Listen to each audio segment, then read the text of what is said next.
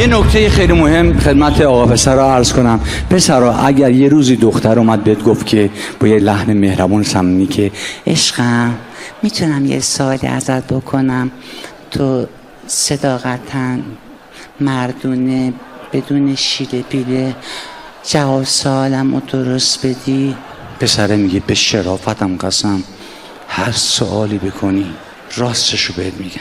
واقعا راست میگی؟ هر سوالی باشه بپرس من بهت جواب میدم. بعد شروع میکنه میگه که به نظر تو من چه ایرادی دارم؟ سوال سنگینه. میخندیم. پسرا یک جواب بیشتر نیست، غیر از این جواب پاره. جواب چیه؟ باید بگی تو کامل ترین دختری که من تا حالا دیدم، در این صورت تو راه نجات پیدا کردی. میگه همچین میگن ضرب مثلا من عجیب غریبه که مثلا شیره اگرم پیر بشه شیره، انگار اگر شتر پیر شه خر میشه مثلا. چیز عجیب غریبیه. حالا از این بحث مطرح شد از تبعیض‌هایی که واقعا دل آدم رو بدر. وقتی یک زن در ایران خوب کار میکنه میگن مثل یه مرد کار میکنه. وقتی یک مرد در ایران خوب کار میکنه میگن مثل یه خر کار میکنه.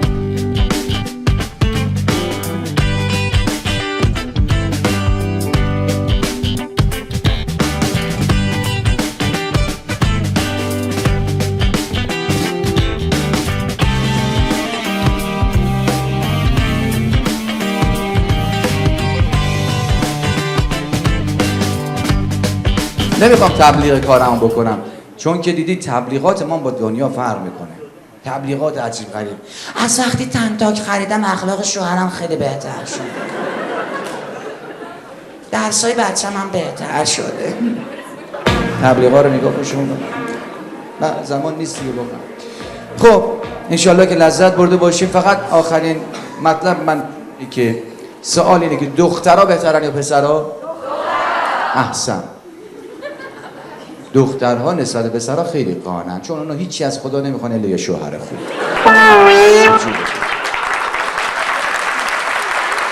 پسرها چه خوشحال، حالا کسی به شما زن نداد. آره. دخترها اصلا دیدی وقتی به هم میرسن چجوری لاب میتره کنن؟ وای چقدر ماه شدی امروز، شالا همیشه جوان خوشگل بمونی. بعد جدا میشن این کجاش قشنگ بود، همه جاشم عمله. خب راست میگه. میگفت دختره اینقدر پروتست کرده بود میرفت استخر رو آب میمون. اخیراً هم که اینقدر عمل آخه چقدر عمل؟ میگفت اینقدر عمل کردن تو خیابان هرچی مامان میبینی شکل سیندرلا، بچه‌هاشون شکل سمندون. تناقض آدم چجوری برداره؟ اخیراً هم که عمل استخون فک اومده. به جون خودم میگن فک آنجونا جلویی اینجوری میاد اینجا زاویه 90 درجه. به جون خود میگه از استخون لگن خاصره برمی‌دارن میذارن اینجا. اون فک دیگه به درد نمیخوره، فک بو میده. آقا تمام. فقط دنبال من میگردی در سایت من اینترنت www.hasanrayvandi.com. CD های من تو سایت هست. حسن اونجا که تماس های من هست تو سایت. زنگ زدید دفتر بگید خود حسن گفته که برای این CD ها رایگان بفرستن. اونا میگن غلط که پولی میفرستن. به جون خودم یه همچین آدمایی هستن. اگر هم که اهل لایک هستید خب برید منم لایکم کنید. من چیم از لیدی گاگا کمتر، اونم لایک داره دست. لایک کنید پشم بالا باشه. شکرم، خیلی ممنون، سپاسگزارم. قطعه‌ای که خوانده شد اثری زیبا و ماندگار از خواننده خوب کشورمون زنده یاد فرهاد بود، فرهاد مهراد. فرهاد رو قطع به یقین دیگه همه شما عزیزان میشناسید، درسته؟ فرهاد، باور بفرمایید عزیزان، در زندگیم تا حالا این همه آدم بیحال و یجا ندیده بودم. سعادتی بود برای من که نصیبم شد واقعا. گاهی اوقات متشکرم. برف و بارون که میاد، حالا امسال برف خیلی کم اومد اما بارون دیشب منو یاد آهنگ خاطر انگیز گنجشکک اشی میندازه از این خواننده که چقدر زیبا این کار اجرا کرد. کار نوستالژیک تاثیرگذار.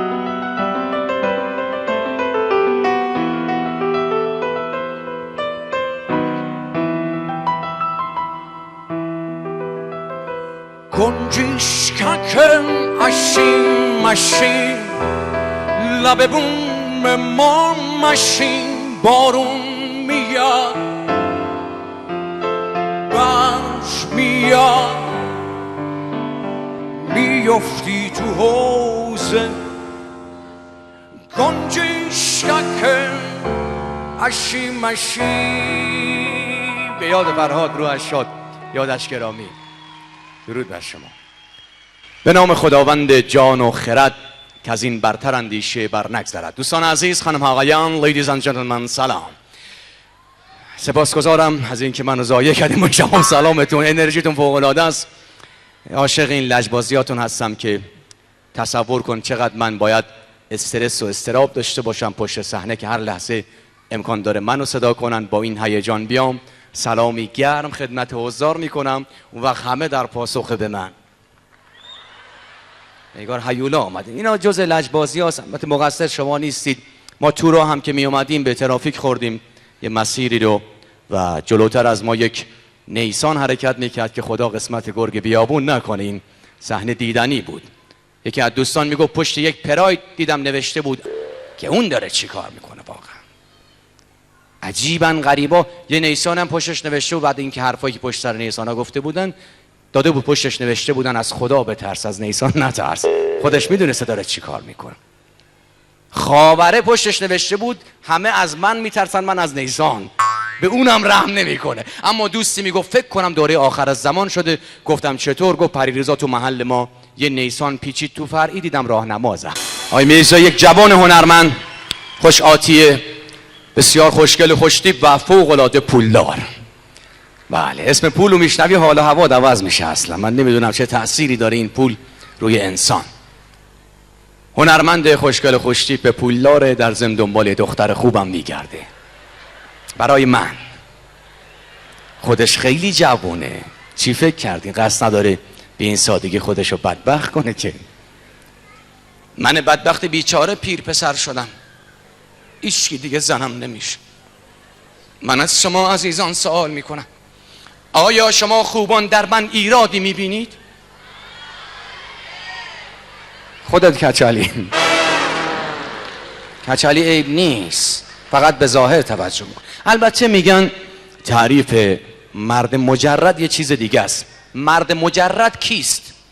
مرد مجرد کسیه که هنوز فرصت بدبخت کردن یک زن رو پیدا نکرده. در واقع اینجوریه. واقعا چقدر خوشحال شدن خانوما.